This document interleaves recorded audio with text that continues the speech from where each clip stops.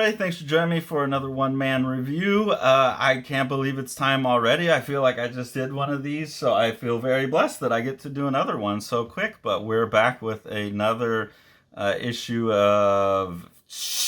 I never know how to pronounce this. I think it's Kush. And this is number 52. Baltics Comic Magazine number 52.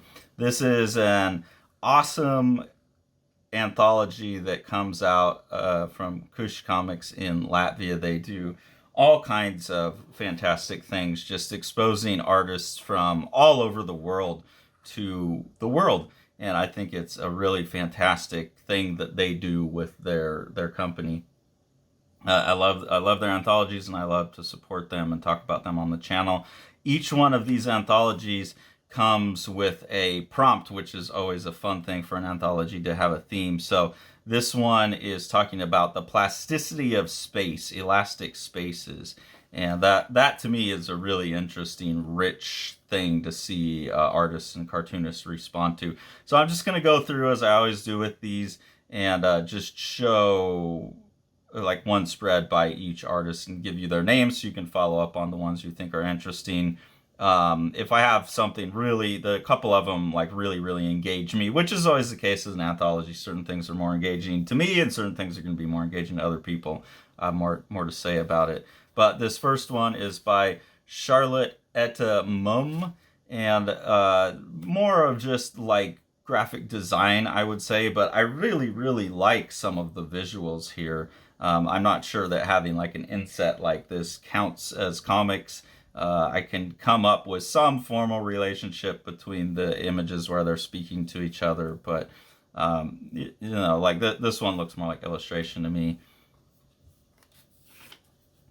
Really excited to see Anna Margarida Matos. I love Anna's work. We had a wonderful conversation together. She seems like a really wonderful person. Her comics are always really thoughtful, and she's always really formally kind of playful and experimental as well. So like in this one, dear reader, dear seer, dear you, dear me, this is a love letter. No, not yet. You still need to know. And then you start getting this breakup of the language. So Anna is like very playful with the form of comics and the components of comics. So starts using the panel borders to break the language up, and also is like showing like this sense of confinement and containment from the panels that both like links us to the reader but separates us from them. Seems to all be contained in this, and a page that also has this beautiful visual to it because of the rhythms.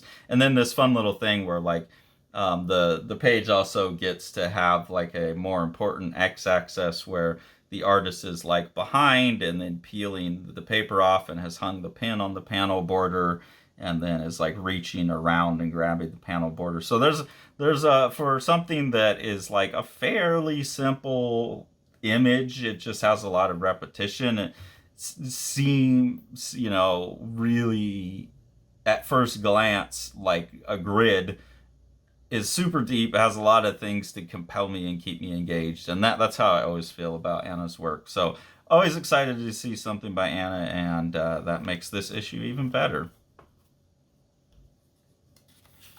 This is a piece by Müge Yilmaz, and it's pretty much a bunch of photographs with like looks like a time stamp data and maybe some geotag data on there, and then like it looks like a digital object. So when we're talking about the elasticity of space, I think this is just someone who's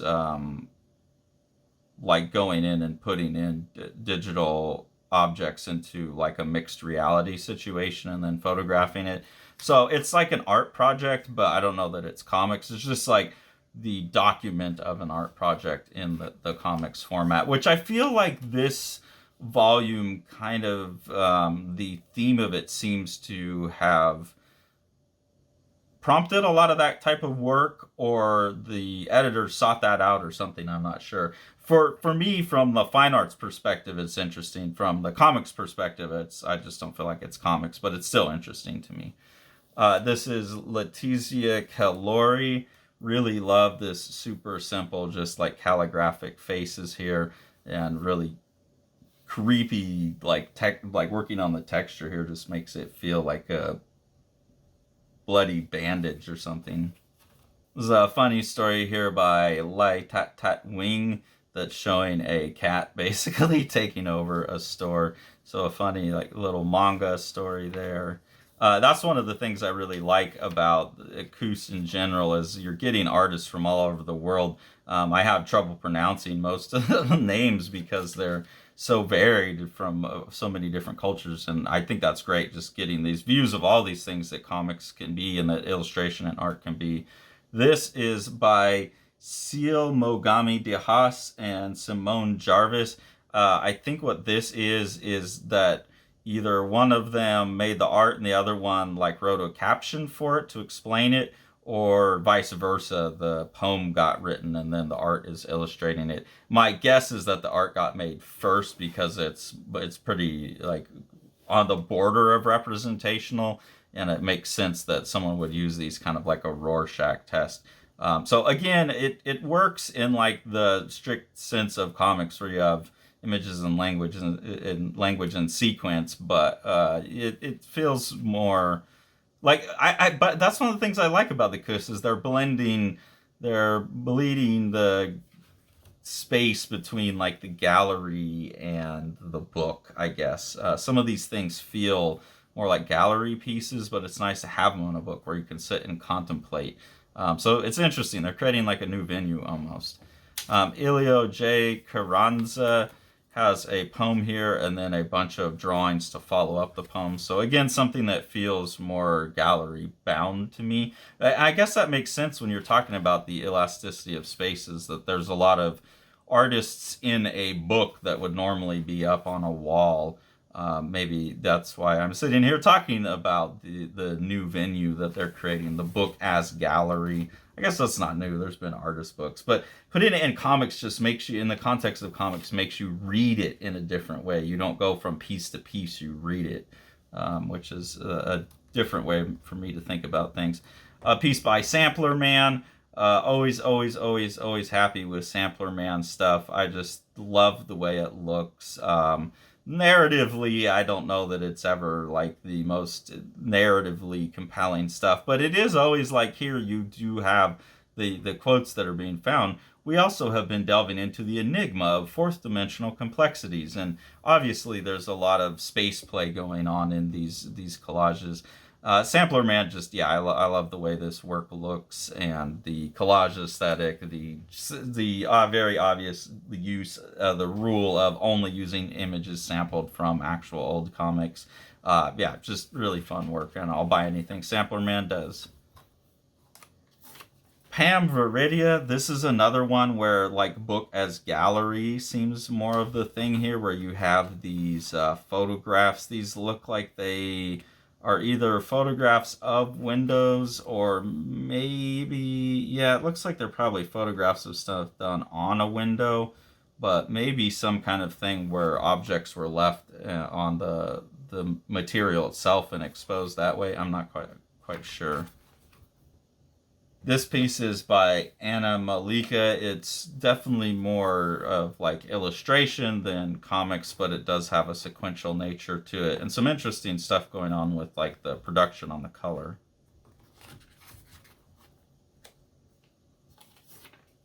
Christine Moldrickx. This is one where like, the connection to comics gets really strained, but it's like the book as gallery, it works. And also just like forces you, because you're expecting comics in this comics anthology, forces you to start seeing, even though this is obviously just a document of an architectural project by Christine Moldrickx,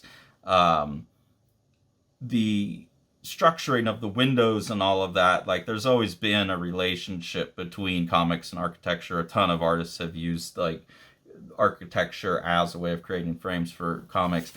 So this is reversing that in an interesting way. I don't really know what it's about, but it's an interesting set of images.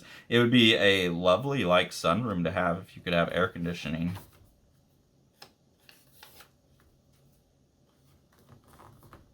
This is by Jeroen. I'm going to say Funke just because of Tobias Funke, so I'm going to go with it that's Jeroen Funke.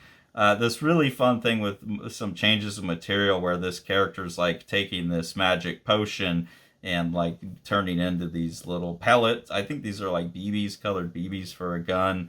Yeah, this is a wood sculpture of the character, and there's some other things like that where he'll change into three-dimensional materials. So a fun little strip there. A one-pager by König Lü that is pretty funny. And then we go into this story here by Othman Selmi. Really like the art on this. Looks like it was probably originally set up to be done with a risograph. It's got like that spot color look and some of those textures. Yeah, really interesting art there. Someone that I'll be following up on. This is a piece by Stefan Blumenschen and is more of like a photography poetry combo. So this one feels, this whole issue feels a little more zany than comics anthology, but that's fine. It's still interesting. Really like the art on this one by Madara Krēziņa. The story on this one is also interesting. You can basically like sell this nap here and this nice isolated space where you can finally just sit and think. It sounds so lovely.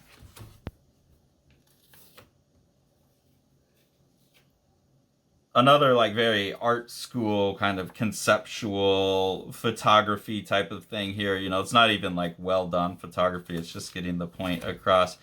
Just playing with the idea of space here. But this is Petra Feriancová, and further reinforces the idea of like this kind of gallery presentation, because as this thing unfolds, you realize that the images are connected to each other. So some interesting ideas about how people could connect images in space in comics, but feels again more like an art school project where you have someone pulling an orange apart. Beautiful like little image that they managed there, and then connecting it to this is kind of funny, but just not the type of stuff that comics readers are typically going to be interested in, I guess, is why I keep coming back to that.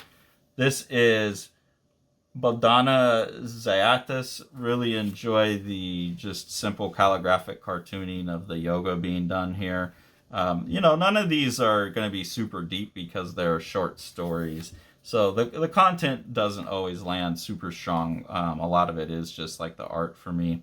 This is an interesting one here by Holger Bunk, kind of talking about like getting through academia and all the things that you can have to know about the world. I feel that oftentimes there's so many books and movies and CDs and TV shows and stuff to read and listen to and learn about. But I don't know, it keeps life interesting at least. And then it ends on this one here by José Quintanar. This is by far, I think, in any of the anthologies or anything that I've bought from the channel, the most like art school conceptual art comic I've ever seen. This is like Soul LeWitt 101 type of thing. So this is Species of Spaces from 1 to 12, and just finding like 12 different ways to arbitrarily, with the rule set, break up, subdivide a piece of paper. It's not Soul LeWitt in the sense that like obviously this isn't every possible variation or something, but it has that kind of like cataloging based on a sense of rules that you would get in someone like a Soul LeWitt. So it reminds me of that. Yeah, and I keep coming back to this thing that there's a lot more of those like fine art things in this one. And I hope that doesn't sound like a bad thing. To me, it's an enjoyable part of it. I just wonder, like, with the audience, are people expecting comics, or I just feel like I haven't seen as much of that in the other volumes of this that I have, and I've got 6 or 7 of them now. It just seems like it may be a different audience. Like, I know why I'm able to appreciate things like that, and it took a fair amount of like being educated into knowing why people care about that stuff in the first place. So I don't know how much that comes across, or if the audience is mostly full of people like myself who have that liberal arts, like fine art training.